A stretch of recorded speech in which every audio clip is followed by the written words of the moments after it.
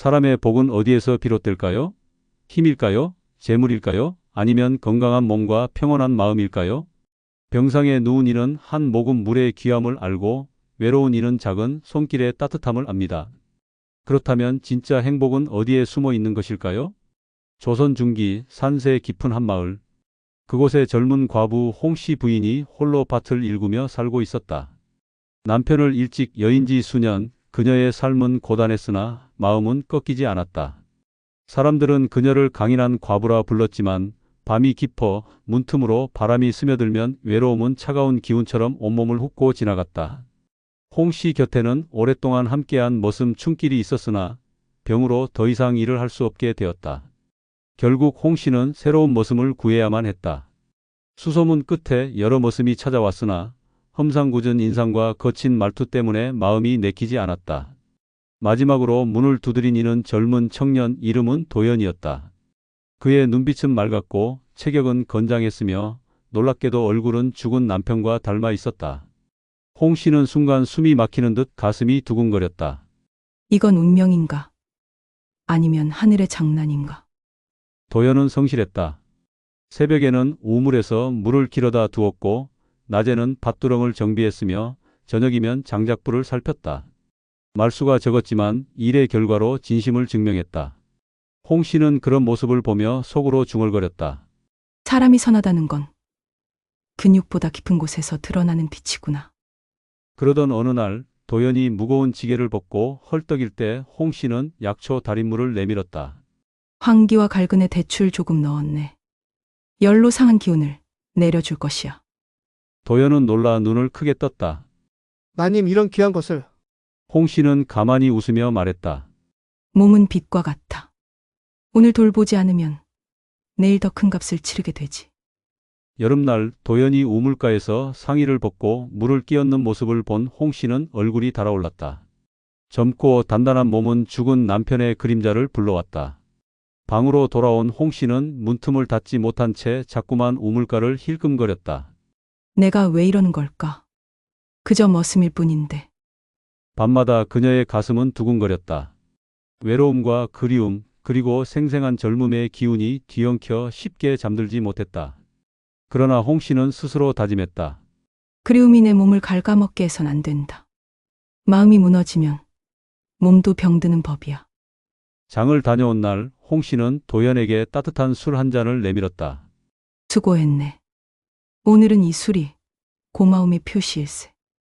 도연은 술을 받으며 얼굴이 붉어졌다. 마님 머슴이 한 일이 뭐라고 이런 은혜를. 홍씨는 잔을 채우며 말했다.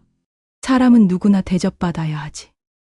대접을 잃으면 마음이 병들고, 마음이 병들면 몸도 병들지.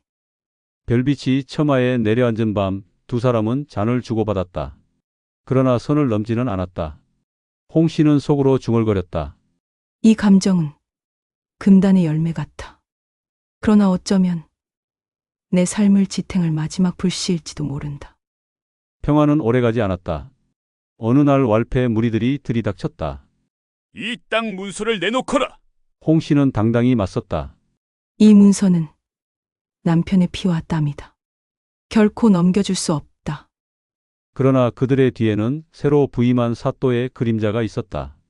마을에 고리대금을 퍼뜨리고 백성들의 가산을 삼키는 장원 세력과 관가가 손을 잡은 것이었다. 홍씨는 관아의 억울함을 호소했으나 돌아온 답은 싸늘했다. 정상거래요.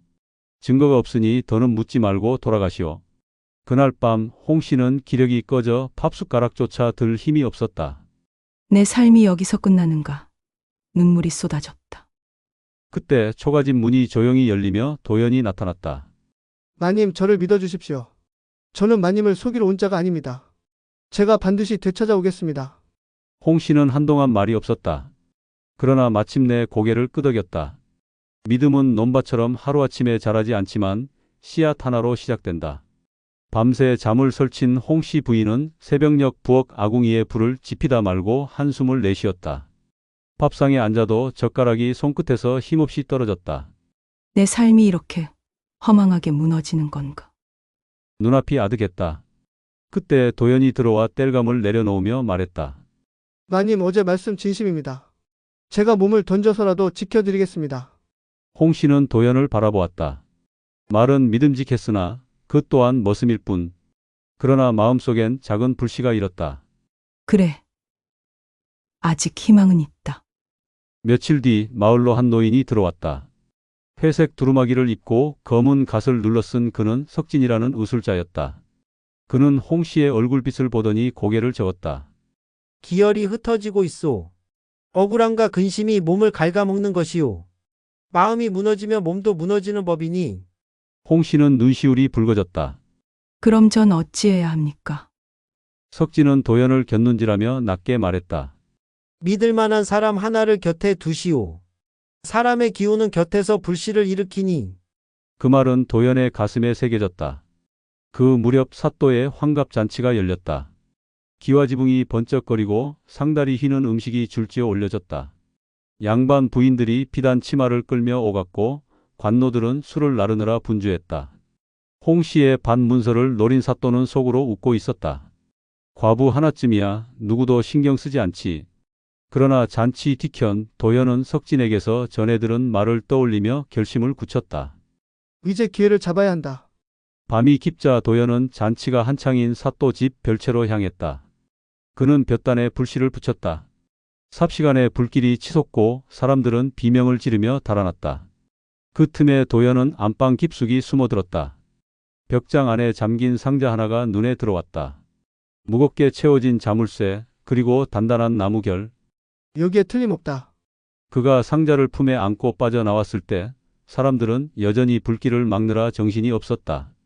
상자를 열었을 때 안에는 오래된 금빛 불상이 들어있었다. 땅 문서가 아니라 가문의 갑오였다. 도연은 허탈했으나 곧 마음을 다잡았다. 이걸 미끼로 삼겠다. 그는 활에 쪽지를 묶어 사또의 뜰 안으로 쏘아 보냈다. 보름날 자시 선앙당.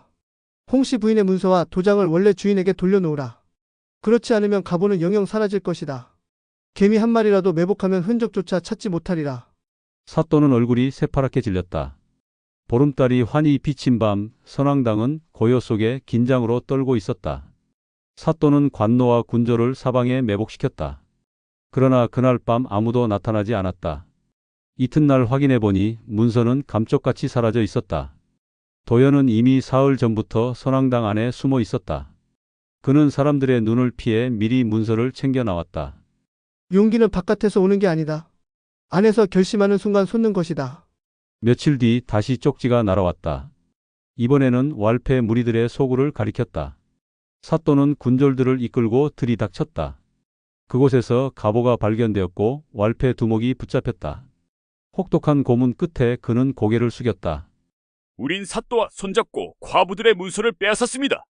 원부 감찰이 내려왔고 비리 장부들이 쏟아져 나왔다. 석진은 그 장면을 보며 낮게 읊조렸다. 약한 몸과 약한 살림을 노린 자들 그러나 하늘은 결국 외면하지 않는다. 홍 씨 부인은 문서를 손에 쥐었을 때 기쁨보다 두려움이 앞섰다. 이걸 지키지 못하면 모든 것이 다시 무너진다. 도연은 피투성이가 된 몸으로 무릎을 꿇었다. 마님, 제 목숨은 아깝지 않습니다. 다만 이 땅만은 지켜야 합니다. 홍 씨는 눈물이 솟구쳤다. 머슴이라 여겼지만 이 아이는 나보다 더 큰 가슴을 가진 자구나. 붙잡힌 왈패 두목은 옥사에 던져졌다. 원부 감찰은 매섭게 물었다. 사또와의 거래를 실토하라. 두목은 이를 악물었으나 결국 고개를 숙였다. 우리는 사또의 사주로 문서를 빼앗고 대가로 코리 대금을 눈감아 주기로 했소. 석진은 옆에서 듣다가 홍 씨를 향해 말했다. 부인의 억울함은 더 이상 부정할 수 없소. 이제 진실이 드러나리다. 소문은 빠르게 퍼졌다. 장터의 장사꾼들, 논두렁의 농부들 모두 수군거렸다. 그 과부가 사또를 꺾었다더라. 머슴 하나가 목숨 걸고 싸웠다지 않나? 홍 씨는 사람들의 시선을 의식했으나 도연은 담담했다. 마님, 진실은 언젠가 빛을 보게 마련입니다. 그 빛이 사람들을 모으는 법이지요. 겨울이 지나고 마을 앞 언덕에 붉은 홍매화가 피어났다. 바람 속에서 꽃잎이 흩날릴 때 홍 씨는 눈시울이 붉어졌다. 매화는 눈 속에서도 꽃을 피우지. 사람도 역경 속에서 더 강해지는 법이야. 도연은 조심스레 말했다. 마님, 저도 그 꽃처럼 되고 싶습니다. 어떤 바람에도 꺾이지 않게. 홍 씨는 대답 대신 꽃잎을 하나 따 도연의 손에 쥐어 주었다. 석진은 마을 아이들의 기침 소리를 듣고 홍 씨 집에 들렀다. 폐를 보강하려면 길경과 복령이 필요하다. 홍매와 꽃잎을 다려 넣으면 기침을 다스리고 마음의 열도 내려준다. 그는 아이의 맥을 짚으며 말끝에 미소 지었다. 몸은 마음의 그릇이다. 마음이 고요하면 몸도 잔잔해지지. 홍 씨는 그 말에 고개를 끄덕였다. 밤마다 등잔불 아래 홍 씨와 도연은 나란히 앉아 향약집성방을 읽었다. 기열은 조화가 으뜸이다. 라는 문구에 이르면 둘은 동시에 고개를 끄덕였다. 도연은 책장을 덮고 말했다. 마님, 언젠가 저도 사람을 살리는 이가 되고 싶습니다. 단순히 힘쓰는 모습이 아니라. 홍 씨는 그 눈빛에서 진심을 보았다. 이 아이는 이제 내 삶의 일부구나. 결국 원부 감찰은 사또의 모든 비리를 밝혀냈다. 고리대금, 뇌물, 부정장부가 눈덩이처럼 드러났다. 사또는 포승줄에 묶여 끌려가며 절규했다. 나는 억울하다. 다들 나를 시기하는 것이다. 그러나 백성들은 돌을 던지며 외쳤다. 하늘의 뜻이다. 더는 우리를 괴롭히지 마라. 홍 씨는 그 장면을 바라보며 손을 모았다. 남편이여. 보았습니까? 당신의 땀으로 지킨 땅을 이제 되찾았습니다. 사또가 물러난 뒤 마을은 서서히 안정을 되찾았다. 장터에는 다시 활기가 돌고 아이들의 웃음소리가 골목에 울렸다. 홍 씨는 그 모든 풍경이 꿈같이 느껴졌다. 고통은 길었지만 평화는 이렇게 달콤하구나. 도연은 홍 씨 앞에 무릎을 꿇었다. 마님, 제가 아직 미약하오나 앞으로는 단순한 모습이 아니라 부인을 지켜줄 사내로 살겠습니다. 홍 씨는 놀라 그의 두 손을 감싸 쥐었다. 내 마음을 알았다. 허나 우리는 천천히 걸어가자꾸나. 급히 달리면 숨이 차니. 석진은 도연을 불러 맥을 짚는 법, 약초를 고르는 법을 가르쳤다. 두충은 허리를 튼튼하게 하고 환기는 기운을 북돋우지. 사람을 살리는 길은 칼이 아니라 풀잎에서 나오기도 한다. 도연은 땀을 흘리며 배우고 또 배웠다. 어느 날 아이가 급격히 열이 올랐다. 마을 사람들이 홍 씨 집으로 달려왔다. 도연은 망설였으나 홍 씨가 손을 잡았다. 배운 대로 해보게. 그는 황기와 박하, 갈근을 다려 아이에게 먹였다. 한밤이 지나자 열이 서서히 내려갔다. 사람들은 감탄했다. 머슴이 아니라 의원이 되었구나. 도연은 점차 마을 사람들에게 인정받았다. 논바칠만이 아니라 아픈 사람을 돌보고 노인을 부축했다. 홍 씨는 그런 도연을 보며 속으로 중얼거렸다. 사람의 진가는 신분이 아니라 마음에서 나온다. 봄날 홍매화가 만개한 언덕 아래서 두 사람은 나란히 섰다. 도연 마님, 제게 있어 마님은 매화와 같습니다. 눈 속에서도 꺾이지 않고 꽃을 피우셨으니까요. 홍 씨는 미소 지으며 대답했다. 너는 나의 햇살이다. 매화를 피우는 햇살 말이다. 석진은 마지막으로 두 사람에게 충고했다. 몸은 마음의 그릇, 마음은 몸의 불씨. 둘은 떨어져 존재하지 않는다. 인성과 체력을 함께 기르는 이만이 긴 세월을 이겨내리라. 그의 목소리는 마치 바람에 흔들리는 대나무처럼 깊고 단단했다. 마을 사람들은 두 사람을 향해 말했다. 머슴과 가부가 아니라 이제는 진정한 벗이자 이웃이요. 웃음과 노래가 골목마다 울려 퍼졌다.